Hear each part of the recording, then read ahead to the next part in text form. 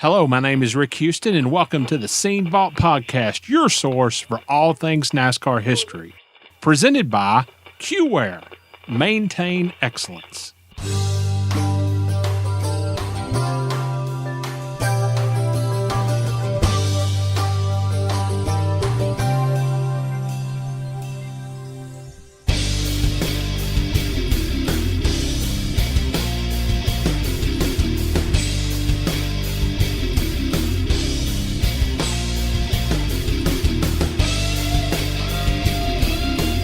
The day NASCAR and all of us associated in any way with NASCAR forget its past, that's the day we don't have any future. Well, after the Blue Falcon and the incidents thereafter, your career does pick up a little bit of steam. Yep. Starts moving along pretty good. Your dad just kind of backed off a little bit. Yeah. About 1982, I don't think he won any races or Yeah. anything. Was the resources just stretched too thin, or was it just simply racing? Both. Okay. A lot of things. If you go back, okay, let's go back in time, and if you go back to Richard Petty started in '58. My granddad was in the bad wreck at Daytona in '61. So honestly, they only were run a two-car team for a couple of years. Now, that's a false statement too, because at the same time they run Tiny Lund and Jim Pascal and Marvin Pan. I mean, they always had multiple cars because that's how they made money. But when the focus for only a couple of years was on the 42 and the 43, you know what I mean? Other cars came and went, and even later when Pete drove the 40 car and then Baker come in and drove the 11 car. You can say what you want to. The focus was on the 43. That's the way it was. This team BS didn't happen back then, man. If you drove for me, my car's better. That's the way it works. You know what I mean? But Pete won races and Buddy won races, and other guys won races for Petty Enterprises or my granddad's stuff. But when I came along, I was so young, at 18 or 19. And my dad was only in his early 40s, you know, and guys still won races and championships in their 40s. So he was not out of his prime, but the sport was changing. You know, we went from, and we struggled with the Dodge and then switched to GM, and then they went to the small cars. Yeah, so many things happened. So many things happened. Boom. Went from front steer to rear steer, which was a big deal at the time. And then along comes, so if we really go from 78 or 79 to 88 or 89, then in an 8 or 10 year period, you've got Rick and Roush, and you got those guys coming in the sport. So the model changed. Yeah. The business model changed. Yeah. So as the business model changed and the model of the sport changed, and Petty Enterprises decided, well, we've won 7 championships and 10 million races. We're not going to change. Then we got left behind. Yeah. And in a very short period of time, if you really go back and look, and when I say a short period of time in this sport, 2 months is a short period of time, so a little bit longer period of time than that. But if we look back, the Diegards, the Junior Johnson and Associates, the Bud Moores, the Petty Enterprises, teams that won races in the 70s and early 80s were out of business by the mid to late 90s. You know what I mean? I mean, they weren't there, and if they were hanging on like the Wood Brothers. Right. You know, and the Wood Brothers have strategically positioned themselves with teams that were moving forward, whether it be with Roush at one point in time and now with Penske. So they have manipulated the system to perfection. Eddie and Lynn and those guys have done a great job. But all these other teams got left behind. And at that time, you had my dad, who had come out of the old mold with the old cars. Now we had the new cars. Now we had a new business model. Now we had sponsorship money was not $200,000 a year. Now it was $400,000 a year. And then it went, and it started on. So many things happened at one time that we, in the big picture looking back, just missed the boat. Just absolutely the model shifted.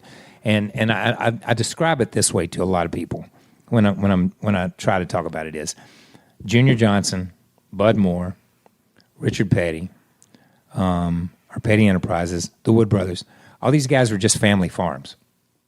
Everybody lived out of it. You know what I mean? Yeah. My Uncle Morris made a living. My grandparents made a living.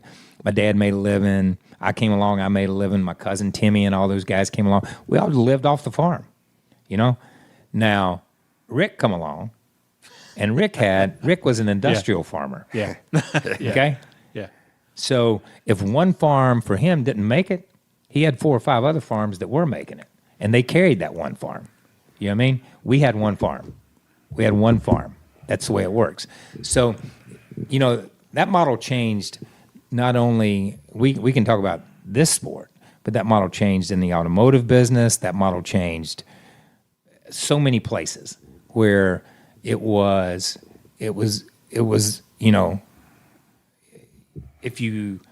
why should I build one engine when I can build 75?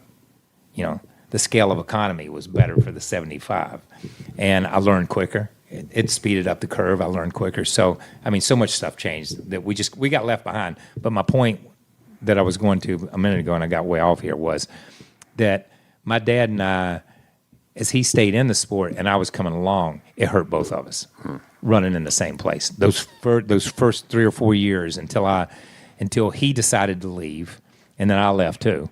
But it was going to kill. Eventually, it was going to kill both of us to be in the same place because we couldn't afford. So he went to Curb, and I went to the Wood Brothers. How did you find out that he was thinking about leaving Petty Enterprises, and what was your reaction? We talked about it. One of us had to leave. Okay. Yeah. Well, yeah. And we. Honestly, it's like, it's like a Conway Twitty, Loretta Lynn song. One of us needs to go. It's that kind of thing. But honestly, it was like one of us needed to go, and nobody was beating on the door for a 20-year-old who had never done anything. But everybody would still knock on the door for it. Listen, and I know y'all know this probably, and you've seen it, and it's been before. But Rick hired the King, yes, to come drive his car. Yeah. Gave the King a Corvette. The King rides around a Corvette for 2 or 3 weeks, and then decides, I'm not going to go do this. So then he ends up at Raymock, and then so he ends up a couple other places. But listen, Richard Petty's a good race car driver. Nobody ever said he was a smart businessman, so let's just say that right now. So he's not going in that Hall of Fame. But so the thing is that he was the logical choice to go get a job, where I was not. So I stayed at Petty Enterprises, and he left. 1984, he's at Curb. You're still at Petty Enterprises. Yeah.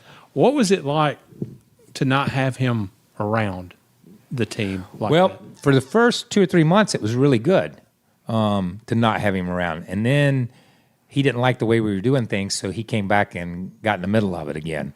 And then it wasn't good anymore. Okay. That's why I was only there 1 year. Honestly, listen, I'm just being honest. That's why I was only there 1 year. It's like, if you're going to leave. You know what I mean? Wow. But you can't be half in and half out. Right. Don't come here and tell us, how to do it. Now, we should have been smart enough at the same time, at 23 years old, because that's how old I was, to listen to him, but we weren't. We were going to do it our way. It was me and Mike Beam, and we were just going to do it our way. You know what I mean? And they didn't like we made an engine choice and decided not to build engines in house, and I went with a different engine builder, and which in turn kind of set my uncle on the sideline for a while, and my dad didn't appreciate that, so he come back and put my uncle back in charge, and we just had some internal strife on how he thought it should be done and how I wanted it to be done, and it just didn't work out. So I went to the Wood Brothers. Yeah, how did that come about? The Wood Brothers had let Baker go. Yes, I think they let Baker go, and they were looking for something, and it's not that I was looking, but I didn't think I was making any progress where I was at. I mean, because it was tough. Listen, it's tough driving for your parents or driving for a family group, but it's tough being 23 years old and trying to run your own thing and drive the car at the same time too. And against Darrell Waltrip and Richard Petty and Dale Earnhardt and guys like that, you know. So Jackie Arute came and said, "Hey, they're looking for something. Do you think you'd be interested?" And we sat down and talked. And they had Valvoline, and I had 7-Eleven. They wanted to change the number from 21 to 7, which was a game stopper in the beginning. And finally, Glenn stepped in, and Glenn said, "No, let's do it.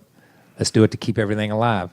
And they had never run all the races. Right. They had run a limited schedule. Yeah. So, you know, we put the deal together, and off we went for another 3 or 4 years. Just an aside here. This is something that I'm particularly interested in because I was a small part of it. You got into music. Yeah. Long about this time. Right along about that time. Nobody knew you played guitar or anything, and Nashville took an interest. Yep. And I went with you to Nashville when you were doing your recording studio. Yeah. And you were on Hee Haw. On Hee Haw, man. That's my claim to fame. How strongly did you pursue that? I mean, I always thought you had something to fall back on. That's the way I looked at it. Yeah, that's a good question. You still do it today? Yeah, I still do it. Yeah. I still do it. Yeah. I probably do today. I still probably do 20 or 30 shows at different places. I played the State Fair in October, which was a lot of fun. Myself and a guy named David Childers. So we've been traveling around doing stuff, and it's been a lot. Look, I get up. No joke. I get up at 5:30 every morning and write music for about an hour and a half before everybody gets up. Yeah. So I still get up at 5:30 in the morning and sit in a room with a guitar and play and write music. So, you know, that's a good question. All I ever wanted to be was a race car driver. Yeah. And that's where I finally got to was, and I tell people this, and, you know, maybe I'm just trying to tell myself this. You know, I used to laugh about it because, I took a lot of criticism for that too. Well, you got to focus on driving a race car. You got to be in the music. You heard that. Yeah. You know what I mean? And I'm like, so it's okay for Earnhardt to crawl up in a tree at 3 o'clock in the morning and shoot deer because that's what he enjoys doing. But it's not okay for me to go play music because that's what I enjoy doing. True. You know what I mean? So I don't get the difference. You know what I mean? I couldn't wrap my head around the criticism from that part of it. But you know what? There was probably a time that if something had, if you'd caught a break or done something right on the music side, I may have gone down a music road. I was going to say, if you had something score for you in Nashville. If something hit, because I wasn't making any progress in racing. I mean, I'd run, and, you know, I'd started, won a race, run for a couple of years and with my family, went to drive for the Wood Brothers, and I was doing racing. I was doing music then. That's 83, 84, right along there, 85. So I hadn't won any races, running 20 or 30 races a year. You know, I finished in top 5, top 10. You were running decent, but wasn't setting the woods on fire. And all of a sudden, one day you wake up and, you know, if you're 26 today and hadn't won a race, chances are you're not going to have a job. No. You know what I mean? Yeah. Back then, at least I still had the opportunity to keep a job. But if something had changed, I might would have gone down that road. Yeah. I don't regret not going down that road because that's a tough life. But so racing is a tough life too sometimes. But this is what I wanted to do. 1986, second race of the year, Richmond. Dale Earnhardt and Darrell Waltrip go into turn 3 on the last lap, take each other out. Well, Dale takes Darrell out. Yeah. What did you see, and when did you realize that you were going to win the race? Didn't see a dang thing. Okay, here's what happened. All right, so that's 1980. What is that? Six. Okay, so Elliott had been, was it 85, 86? 85 when Elliott was kicking butt? Yeah, 85. Yeah, 85. So 85, Elliott's kicking butt. All right, so now we got to get, I'm going to throw Eddie and Lynn in this, and Henry Benfield, and now it's a ball game. Brewer and I'm going to throw a bunch of people in this. All right. So we had I'm just going to say a substantial pool in the garage area on a weekly basis. And you would put your money in, and Eddie and Lynn and I would team up. You put your money in, and whoever won, you would draw a number, and whoever won the race, they won the pool. And these are substantial pools. These are not $150 pools. These are not $15 pools. These are substantial. This isn't a press box pool. No, this is not. This is a substantial pool. Okay. Right. Okay. There were days that you could run in the top 10 during that time at a cup race and make more money in the pool than you could running in the top 10. Okay. So these were substantial pools. Okay. Now we got to go back and understand that during this period of time, you could run 7th or 8th at Rockingham and not pay your tire bill. You know what I mean? So I'm not saying the money was huge, but these are substantial. So Elliott is kicking so much butt in 85 that they changed the pool. And the pool then became, you take your own car. You keep your own car. And you drew a pill out of the hat. And it was not for the win. So that week, it was 5th. So whoever finished 5th, among everybody in the pool. Everybody in the pool or closest to 5th won the money. Okay. We're running 5th. We are running 5th. You in the money. We are taking this pool. We're talking on the radio about it. We're on the radio. We're keyed up talking the radio. Yeah. Eddie's like, nobody's gonna catch you. And you just don't need to pass that guy in front of you. We're in the pool. Okay? We're taking the money home. I'm not sure fans need to hear this. And all of a sudden, there's a pileup going in 3. And, oh my God. I mean, it's like, it's on. We're out of the money. We're out of the money. And, I mean, there is some profanity and there's some bad language and on our radio. And all of a sudden...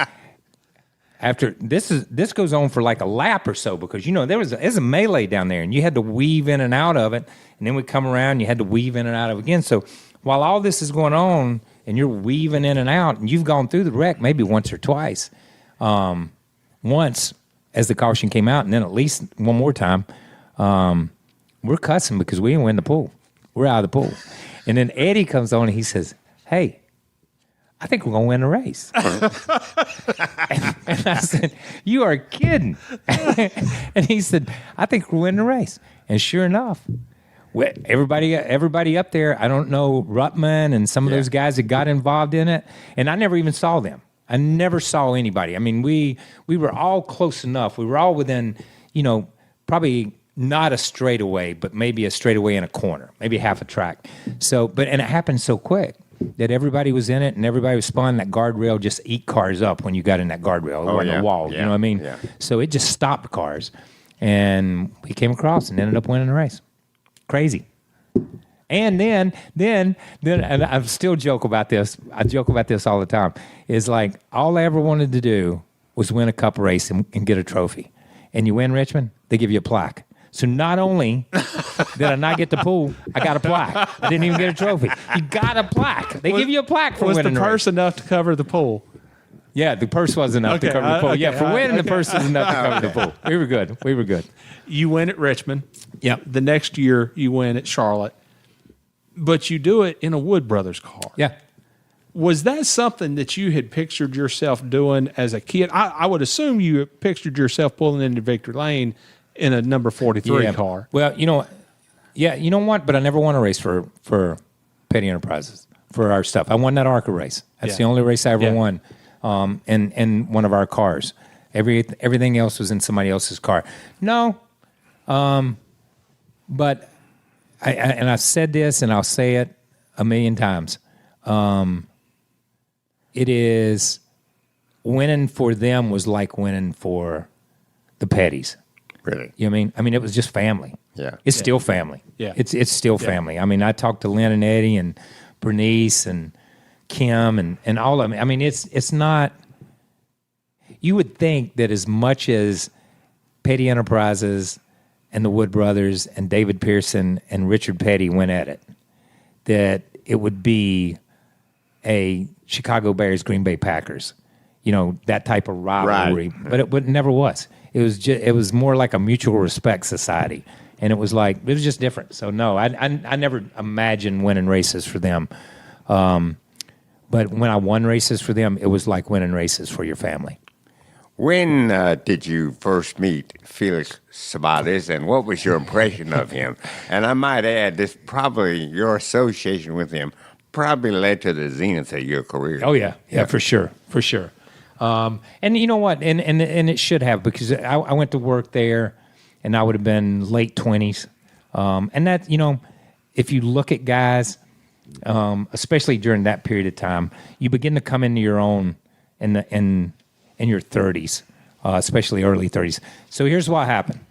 So I told Eddie and them when I went to drive for Eddie and Lynn, I said, look, it doesn't take, I'm not a brain surgeon, but it doesn't take a genius to walk in the shop and realize I'm the only one here that's not related to you guys. I mean, everybody that worked in the shop was related to Lynn and Eddie and Glenn and Leonard. I mean, it was the Wood Brothers family. It was a family group. So I said, so let's do it this way. When y'all don't want me to drive here anymore, just call me and tell me.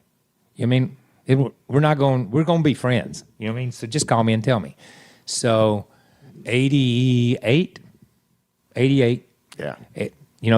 Eddie and I talked about it, Eddie and Lynn and I talked about it, and he said, listen, I think we're going to put Bonnet back in the car.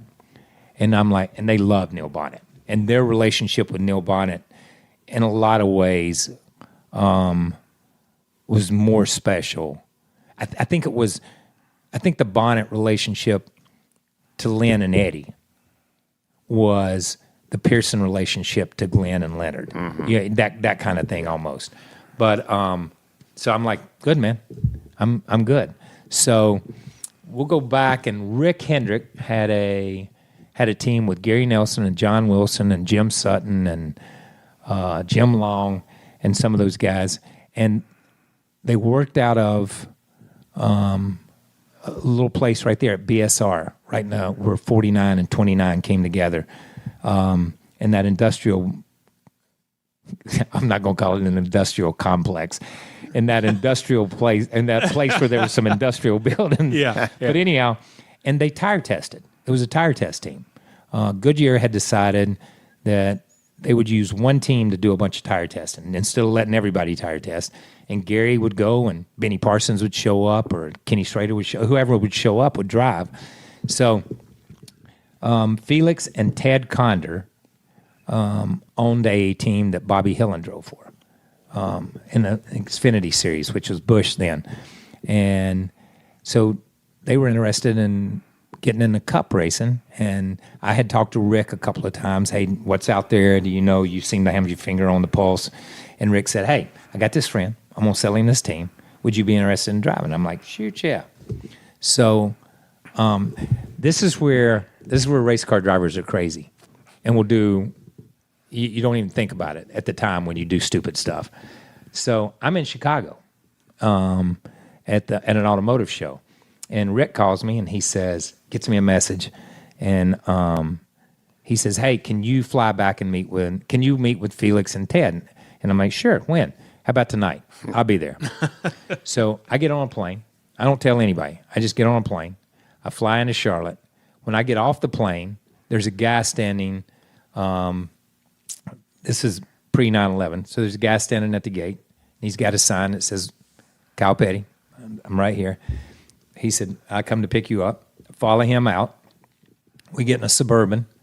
We don't even go out on. I don't even think we went back out on the road. I think we went through the gate and rode around the perimeter of the airport over to where the National Guard, where the Armory is, because that's where the FBO was. Yeah. And he takes me to a hangar, opens the door. The hangar's pitch black.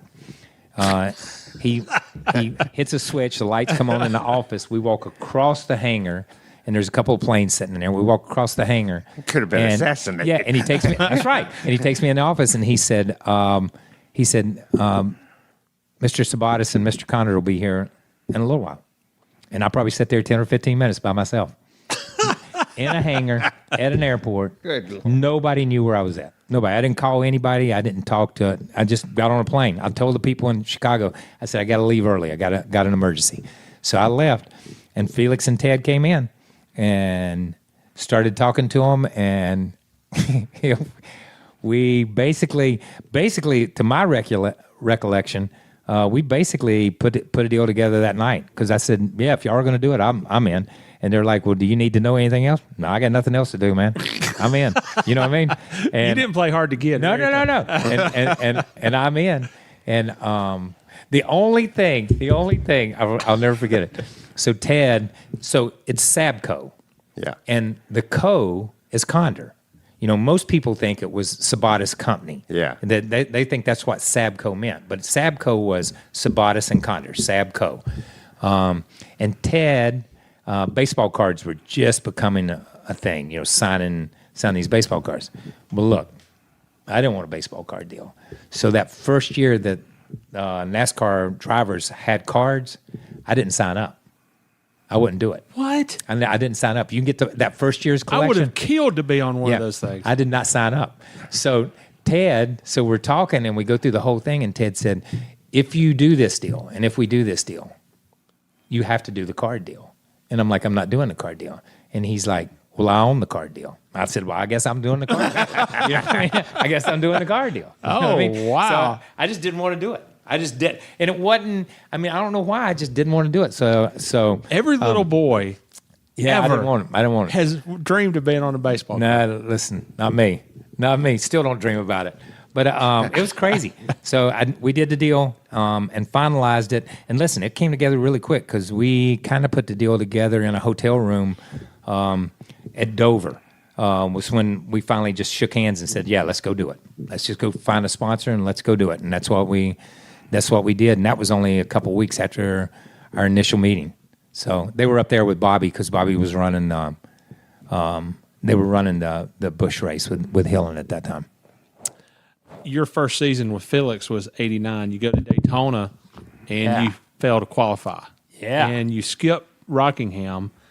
Was there ever any kind of panic over Daytona, or was the plan always to run a limited schedule? No, it was a limited. Okay. It was limited. Yeah, okay. Yeah, we ran. I think we ran. I don't even know how many races we ran that year.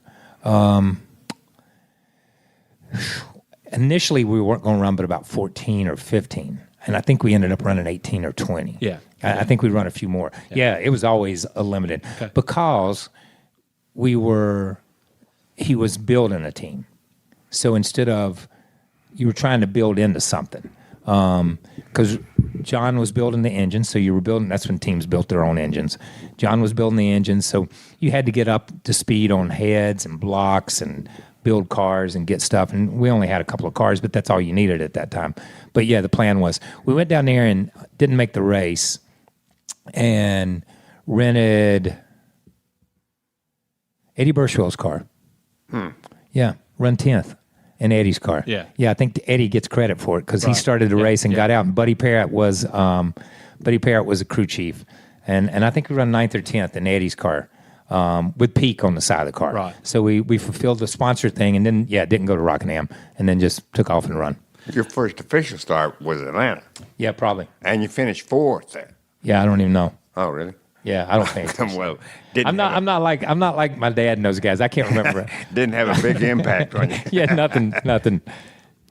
The next year, you go to Rockingham in the spring, and there's this huge pile of money on the table from Unical. Oh, I remember that. For winning a race from the pole. You sit on the pole, pretty much dominate the race, and you win a huge pile of money. Yeah.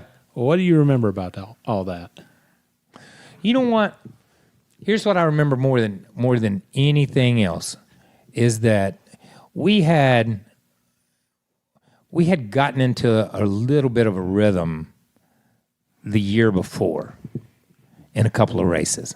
And it was like, let's think, and you begin with the car we had, unlike now where they changed the rules and you got a different junk every year. There were subtle changes, but people talk about NASCAR changing rules in the old days. They don't change them anything like they do now. You know what I mean? But we thought we were going to be pretty good at some racetracks, and we just went to Rockingham and unloaded, and was good in that car. And a lot of people don't remember, but we had I drove a Xfinity car, a Busch car, and we had a good race going in that. And something happened. I can't remember. We didn't. But we had a good race going in the Xfinity car. All of a sudden, the car and the engine combination we had, and me being a pretty lazy race car driver, not over driving corners and just kind of letting the car do most of the work, it just worked. And we just hit on a combination that worked there for 2 or 3 years. Do you still have the Rolls Royce? Yeah, still have the Rolls Royce. Do you really? Yeah. Yeah, see, I was supposed that the Rolls Royce. He put the Rolls Royce up for Daytona. If you win Daytona, I'm gonna give you this Rolls Royce. Well, we didn't win Daytona, so I told him, I said, well, forget that. You got it. I'll buy it from you. So we were working on. I was working with him, and we were going to take. And each week, he was just going to take money out of my just hold back. To pay him back for the Rolls Royce. Well, then we go to Rockingham and win $9 million or whatever we won. And so the first thing he says is, hey, you can have that Rolls Royce, man. You can have that thing. You know what I mean? So that just adds to the mystique of the story. He announced in the press box after the race that Kyle had got the Rolls Royce. That's right. Yeah, so he raised my hand and said, Felix, if you like my story, can I have a Mercedes? That's it. But that's how the Rolls Royce got thrown into it.